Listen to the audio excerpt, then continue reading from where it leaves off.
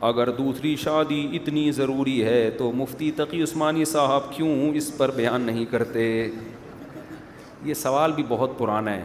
2004 میں نے دوسری شادی کی تحریک شروع کی تھی. مجھے لوگ کہتے تھے اس وقت کہ خود کر لو نا, پبلک کو کیوں الو بنا رہے ہو, تمہیں ضرورت ہے تم کر لو. تو میں کہتا تھا میں کر ہی پبلک کے لیے رہا ہوں, پبلک کو میں پروموٹ کروں تو میں تو شور مچاؤں گا. مجھے لوگ کہتے تھے یار لوگ کرتے ہیں دوسری کو, آپ اکیلے تھوڑی ہو, بس کر کے چپ کر کے اپنی زندگی گزارو, یہ کیا بیان میں اور لوگوں کو بٹھانا. تو میں نے ان سے کہتا تھا بھائی میں نے کی اس لیے تاکہ معاشرے میں اس کو پروموٹ کروں, تو میں تو شور مچاؤں گا نا. اگر میں چھپ کر کے کر لیتا تو پروموٹ کیسے ہوتا یہ فلسفہ, اس کو ترقی کیسے ملتی. تو اس وقت سے یہ سوال مجھ سے کیا جا رہا ہے کہ اگر اتنی ضروری ہے تو حضرت مفتی تقی عثمانی صاحب نے کیوں نہیں کی. وہ تو ظاہر ہے ہم تو ان کی خاک کے برابر بھی نہیں ہیں, ان کا علم بھی زیادہ, ان کا تجربہ بھی زیادہ, ان کا تقویٰ بھی زیادہ. تو میں نے اس سوال کا باقاعدہ جواب اپنی کتاب میں لکھا ہے اور یہ عنوان قائم کیا ہے کہ اگر دوسری اتنی ضروری ہے تو حضرت نے کیوں نہیں کی. یہ پورا عنوان ہے, کیونکہ یہی سوال بہت زیادہ کرتے ہیں, کیونکہ ملک میں سب سے بڑے عالم وہی سمجھے جاتے ہیں نا, تو اس لیے لوگ ان کی مثال دیتے ہیں. اس کا جواب میں نے ایک واقعہ نقل کیا ہے. اس کے جواب میں نے بعض جوابات ایسے ہوتے ہیں واقعہ بتانے سے زیادہ سمجھ میں آ جاتے ہیں. بغداد میں ایک خاتون کسی مفتی کے پاس آئی. پہلے مفتیوں کو تنخواہیں سرکاری خزانے سے ملا کرتی تھیں, اب مفتیوں کو مسئلہ بتانے پہ ثواب کے علاوہ کچھ بھی نہیں ملتا. ٹھیک ہے, تو پہلے سرکاری خزانے سے, جیسے سعودی عرب میں مفتیوں کو گورنمنٹ لیول پہ تنخواہیں ملتی ہیں, تو اس لیے مفتیوں کی قدر کریں. آج کل ان کو ثواب کے علاوہ کچھ بھی نہیں ملتا, اپنا ٹائم بھی دیتے ہیں, آپ کے مسائل بھی حل کرتے ہیں. تو خیر یہ بھی بڑی بات ہے, لوگ آتے ہیں نا ہم سے یہاں دفتر میں مسئلے پوچھ رہے ہوتے ہیں. تو بغداد میں کسی مفتی کے پاس خاتون گئی اور کہنے لگی, ایک مسئلہ پوچھا اس نے کہ حضرت اس مسئلے کا جواب دیں. ان مفتی صاحب کو اس وقت جواب نہیں آیا. انہوں نے کہا مجھے اس کا جواب معلوم نہیں ہے. نیک مفتی تھے اس لیے انہوں نے کہہ دیا.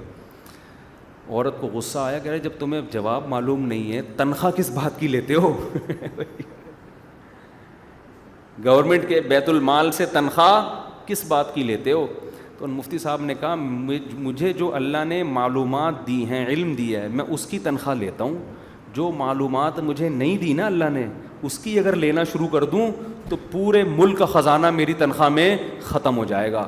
کیونکہ ہر آدمی کے پاس جتنا علم ہے وہ محدود ہے, اور جو باتیں اسے معلوم نہیں ہیں وہ لامحدود ہیں.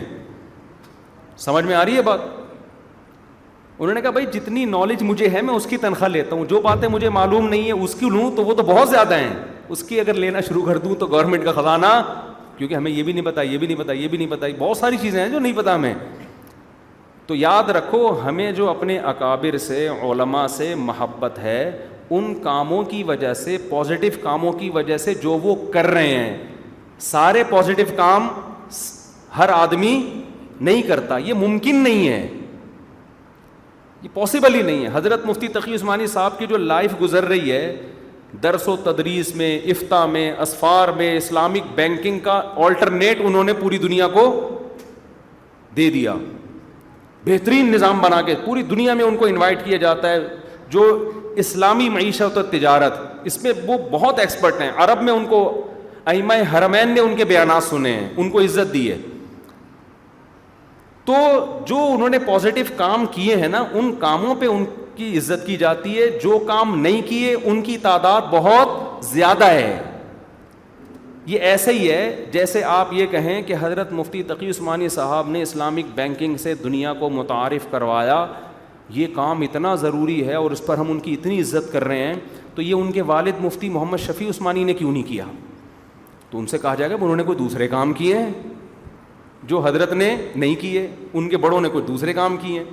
تو اسی طرح میرے بھائی, جب کوئی یہ کہتا ہے کہ مفتی طارق مسعود صاحب نے بہت اچھا کام کیا کہ 4 شادیاں کی ترغیب دینا شروع کر دی لوگوں کو, تو پھر کوئی اعتراض کرے اتنا اچھا ہے تو ان کے ماموں نے کیوں نہیں کیا؟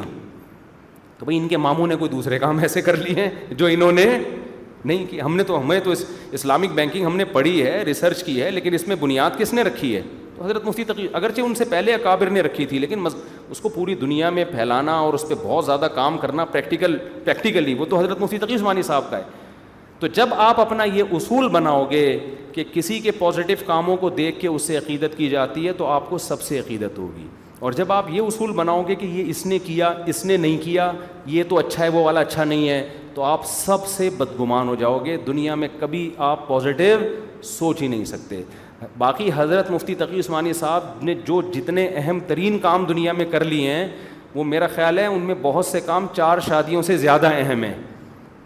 بہت سے کام ایسے ہیں, اور وہ کام نہ کرتے تو بعد والوں کو 4 شادیوں پہ بھی تحقیق کا موقع نہیں ملتا, وہ انہی میں الجھے رہتے. آدمی پڑھتا نہیں ہے, وہ کیا کر رہا ہے, وہ دفاع کر رہا ہے بارڈر پہ. آپ کا ایک فوجی ہے جس کی بارڈر پہ تشکیل ہو گئی, وہ یار ملک حملہ کر رہا ہے, آپ نے اس کو روک کے رکھنا ہے. اس لیے اس کو نہ انگلش سیکھنے کا موقع ملا, نہ اس کو اردو سیکھنے کا موقع ملا, نہ اس کو 4 شادیوں پہ کتاب لکھنے کا موقع ملا, نہ اس کو بینکنگ کے کام کرنے کا موقع ملا.